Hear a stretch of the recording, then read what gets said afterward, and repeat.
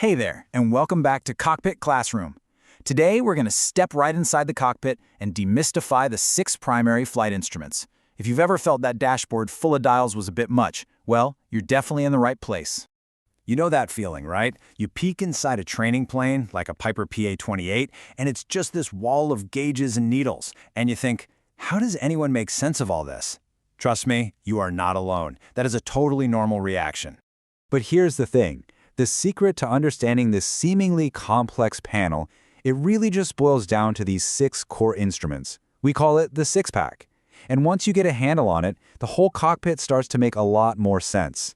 It feels less intimidating and a whole lot more logical. All right, so here's our flight plan for today. We'll start by decoding the cockpit, looking at the 2 main systems that make these instruments tick. Then, we'll dive into the instruments that use air pressure to tell us our speed and altitude, and after that, the ones that use gyros for attitude and direction. And finally, we'll put it all together and see how they work as a team. Okay, so let's get into it. How do these 6 gauges even work?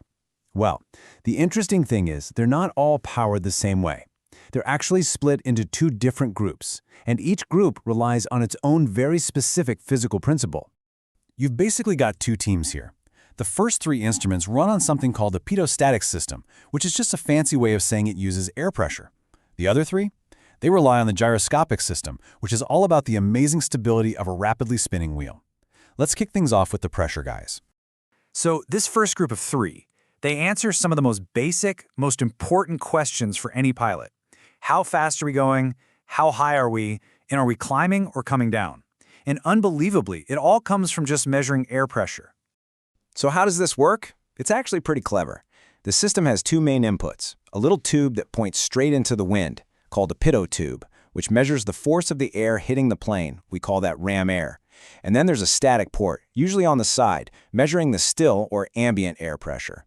The instruments just measure the difference between those 2 pressures. Simple as that. First up is the airspeed indicator, or ASI. And this one is a big deal. Speed in an airplane isn't about getting a ticket, it's all about safety. If you fly too slow, the wings can actually stop creating lift, which can lead to a stall. And if you fly too fast, you risk putting way too much stress on the plane's structure. And what's so smart about this gauge is the color coding. You get so much critical information with just a quick glance. As you can see here, the white arc, that's your speed range for using flaps. The green arc is your normal everyday flying zone.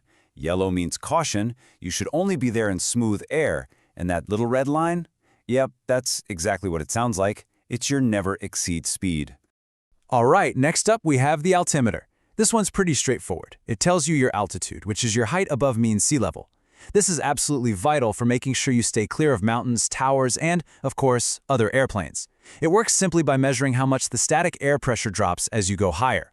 Now, reading it can feel a little weird at first, but it's really just like a clock with a couple of hands. You've got a short, thicker needle for the thousands of feet and a longer, skinny one for the hundreds.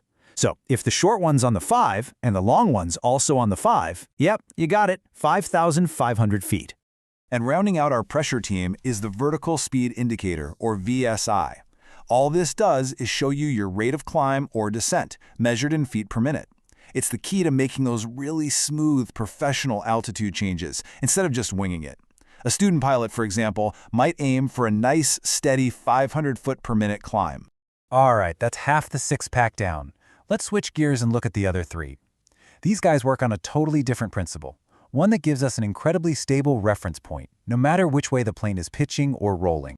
And that principle is the gyroscope. Just picture a really heavy disc spinning super fast, like 10,000 revolutions per minute.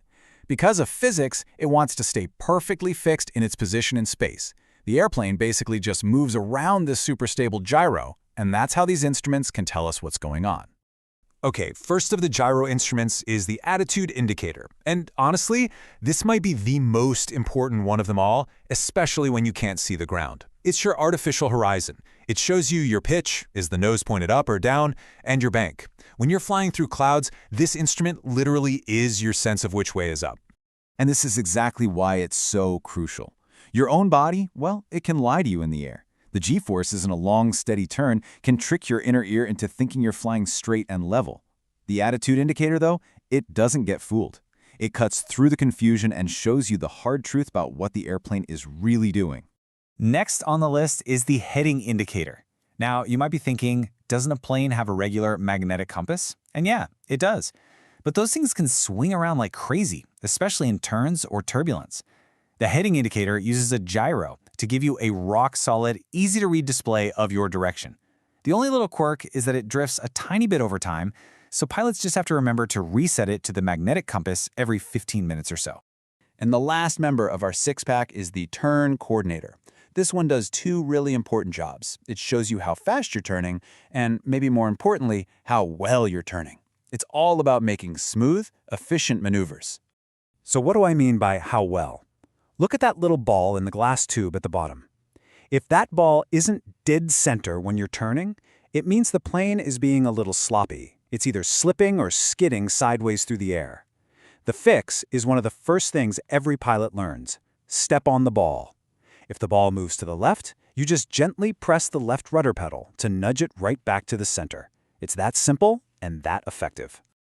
Okay, so we've met all 6 instruments, and we know they're powered by 2 very different but very simple systems. Let's pull back and put this whole picture together. Remember this view? The one that maybe looked a little intimidating at the start? It probably doesn't seem so crazy now, does it? It's just a clean, logical layout of 6 tools, each one designed to answer one specific question about your flight. Let's do a super quick final roll call. Airspeed indicator, how fast are we? Attitude indicator, which way is up? Altimeter, how high are we? Turn coordinator, how's our turn looking? Heading indicator, where are we pointed? And the vertical speed indicator, are we going up or down? That's it. 6 questions, 6 very clear answers. And that's really what I want you to take away from this. This isn't just some beginner stuff you learn and forget. The six-pack is the absolute bedrock of flying by reference to your instruments. Every single pilot, whether they're in their first lesson in a small trainer or landing a giant airliner, relies on their mastery of these 6 fundamental tools.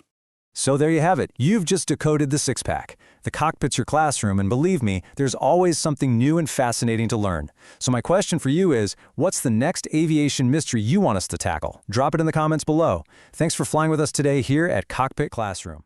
Hey there!